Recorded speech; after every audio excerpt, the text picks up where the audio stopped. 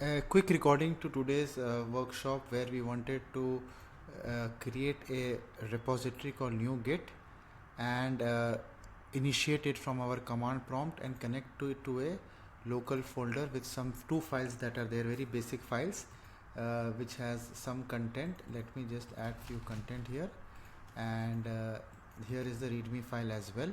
So what we want to do, we'll take it step by step, and I'm using this documentation to do this whole particular thing that is there, right?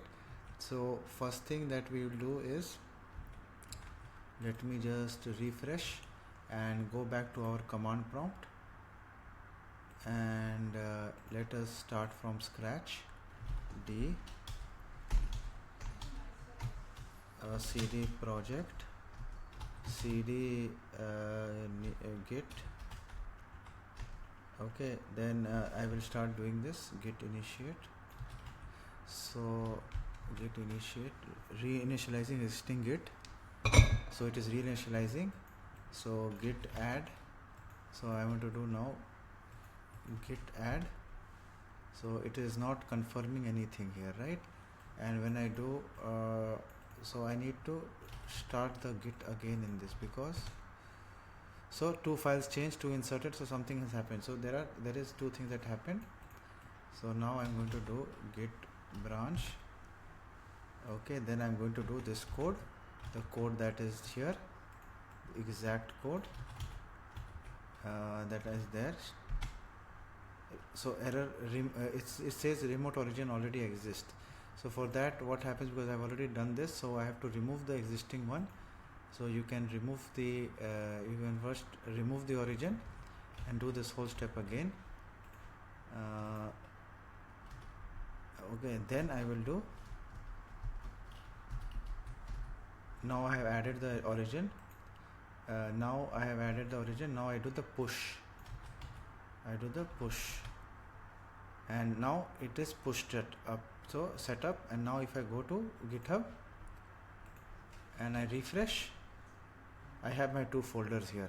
So this is how we do it. I will be sharing this document.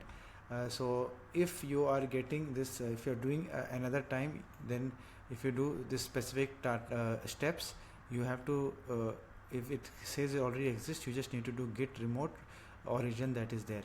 And I will be sharing this code here in this. If already exists, if already exists, then yeah, so I will put this on the top, and here you need to put the same thing for it, then git original remove origin, then git remove add, and then git push, and then done. So these are something, and to make sure to check whether what is your config email, you need to do the configuration first time that you do it. Look at the video that is done there.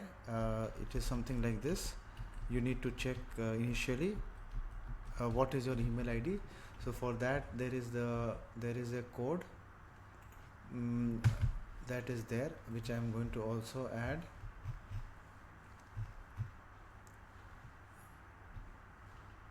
What is your this thing? So check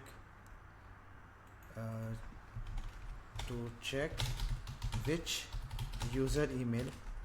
So initially in the class it was giving me error because of this. I was not using the same email ID. So this you need to, if this is not coming, then you need to set it up.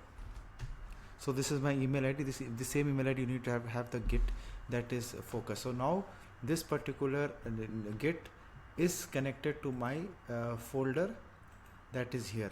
So try it out, and thank you very much.